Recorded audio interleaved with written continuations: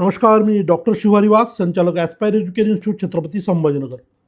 विद्यार्थी मित्रांनो, काल NTA वतीनं नीट 2026साठीची ॲप्लिकेशन प्रक्रियेच्या संदर्भाने एक सविस्तर नोटीस त्या ठिकाणी उपलब्ध झालेली होती.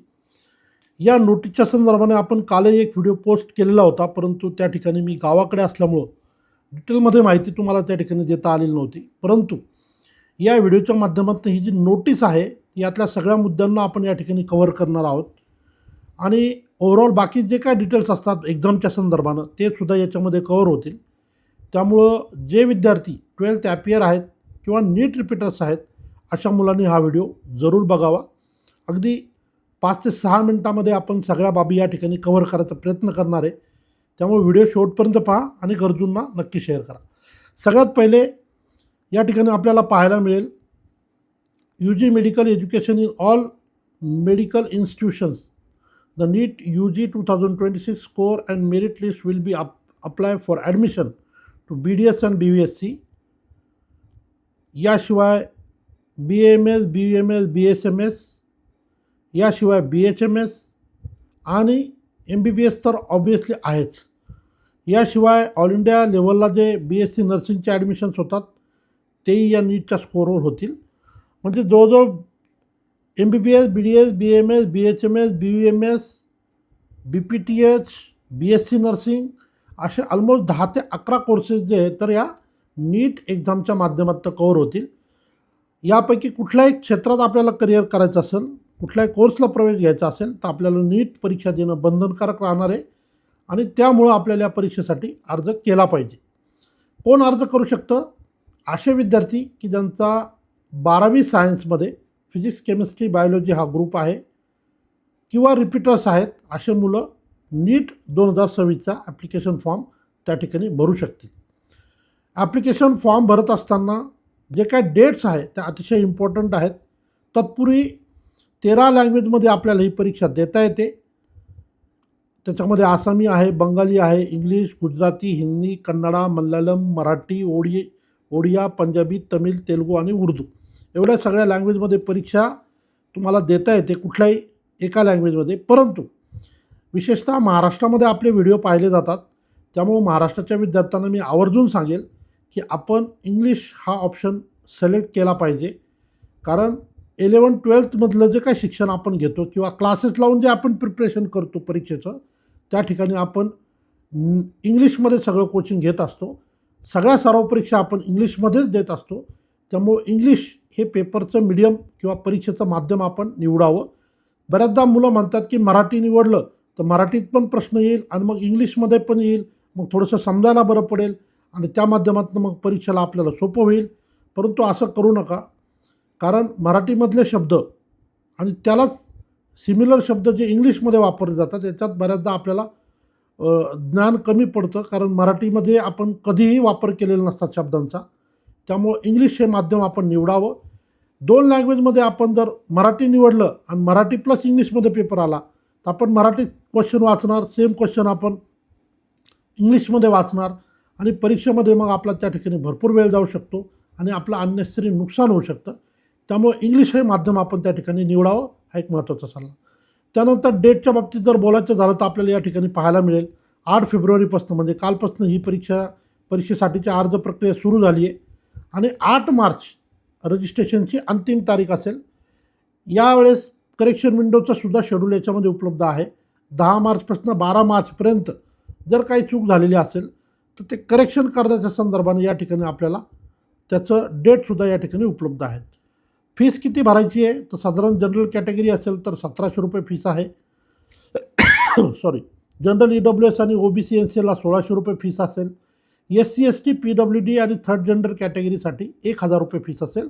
आउटसाईड ऑफ इंडिया म्हणजे फॉरेन कॅन्डिडेटसाठी 9500 रुपये त्या ठिकाणी फीस असेल. आता सिटी इंटिमेशन असेल किंवा ॲडमिट कार्ड डाउनलोडच्या संदर्भानं याच्या गाईडलाईन येणाऱ्या काळामध्ये उपलब्ध होतील. परीक्षेची डेट या ठिकाणी उपलब्ध आहे 3 मे 2026 म्हणजे पहिला रविवार मे महिन्याचा. 180 मिनिट्सचा पेपर असेल, 180 मिनिट्स जे की मागच्या वर्षीपासून तो बदल केलेला आहे आणि 2 ते 5 या वेळेत हा पेपर जो आहे तर NTA कडनं कंडक्ट केला जाईल. बाकी सेंटरचे वगैरे जे काय डिटेल्स असतील ते तुमच्या ॲडमिट कार्डवर तुम्हाला येणाऱ्या काळामध्ये उपलब्ध होतील. तर हे शेड्यूल जे आहे ते आपल्याला उपलब्ध झालेलंच असेल. परत एकदा तुम्हाला या ठिकाणी शेअर केलेलं आहे. आता बाकी काही छोटे इन्स्ट्रक्शन्स आहेत ज्या आपल्याला माहिती असाव्यात. Candidates can apply for NEET UG 2026 through the online mode only. सोपी गोष्ट आहे. आपण वर्षानुवर्ष करतो आहे. ऑनलाईन पद्धतीनं आपल्याला अर्ज करावा लागेल. ठीक आहे. NTAच्या ऑफिशियल वेबसाईटवर आपल्याला हा अर्ज प्रक्रिया करायची असणार आहे. आपल्याला recent passport photograph, address proof, scan, signature हे काही ॲडिशनल डिटेल्स त्या ठिकाणी लागणार आहेत. आणि एका विद्यार्थ्याला फक्त एकच ॲप्लिकेशन करता येणार आहे. या ठिकाणी दिलेलं आहे only one application is to be submitted by a candidate. या ठिकाणी आपल्याला दिलेलं आहे. व्हॅलिड ईमेल ॲड्रेस आणि मोबाईल नंबर आपल्याला त्या ठिकाणी प्रोव्हाइड करायचा आहे.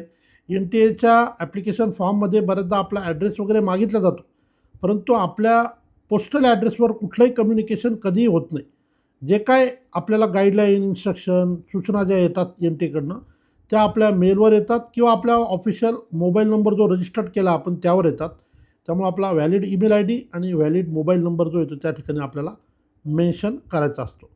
सो अशा पद्धतीनं या संदर्भानं म्हणजे नीट 2026च्या संदर्भानं NTAकडनं ह्या गाईडलाईन ज्या आहेत उपलब्ध झालेल्या आहेत.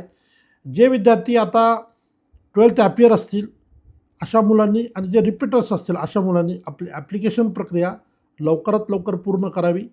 अर्ज प्रक्रिया करत असताना आवश्यक ती सगळी कागदपत्रं आपल्याकडे उपलब्ध ठेवावी. जे फोटोग्राफ्स आपण वापरणार आहोत 2 प्रकारे, जसं आपण इतर जर फॉर्म बघितले तर त्या ठिकाणी लाईव्ह पिक्चर कॅप्चर करायचं पण ऑप्शन होतं आणि फोटो अपलोड करायचं पण ऑप्शन होतं. अर्थात आपण जेव्हा आता फॉर्म भरू तेव्हा आपल्याला ते ॲक्च्युली लक्षात येईल. परंतु तरीही passport size photographs white background असलेले आपण कलर फोटोग्राफ आपण काढून ठेवावे. आणि इतर सगळे आवश्यक कागदपत्र जसं की बरेचसे विद्यार्थी महाराष्ट्रामध्ये ओपन कॅटेगरीत येतात तर ते सेंट्रलमध्ये EWSमध्ये ॲप्लिकेशन करू शकतात. जे विद्यार्थी महाराष्ट्रामध्ये NT1, NT2, NT3 VJNT कॅटेगरीत येतात ते ऑल इंडियामध्ये OBCमध्ये अर्ज करू शकतात. तर या संदर्भानं सेंट्रलचं EWS सर्टिफिकेट किंवा सेंट्रलचं OBC सर्टिफिकेट किंवा SC ST कॅटेगरीच्या संदर्भानं सेंट्रलचं कास्ट सर्टिफिकेट आपण काढावं, त्याचे डिटेल फिलअप करावे आणि मग ॲप्लिकेशन प्रक्रिया पूर्ण करावी. बऱ्याचदा पालकांचा, विद्यार्थ्यांचा हा प्रश्न येतो की आम्हाला स्टेटचं कास्ट सर्टिफिकेट वापरून अर्ज पूर्ण करता येईल का? तर जर आपल्याला 250, 300, 350 मार्क येत आहेत, भविष्यात आपल्याला कधीही ऑल इंडियाचं ॲप्लिकेशन करायचं नाही आहे किंवा तेवढे आपले मार्कच येत नाही आहेत, महाराष्ट्रातच आपल्याला ॲप्लिकेशन प्रक्रिया करायची आहे भविष्यात, तर त्या केसमध्ये मात्र मग आपण स्टेटचं कास्ट सर्टिफिकेट वापरू शकता.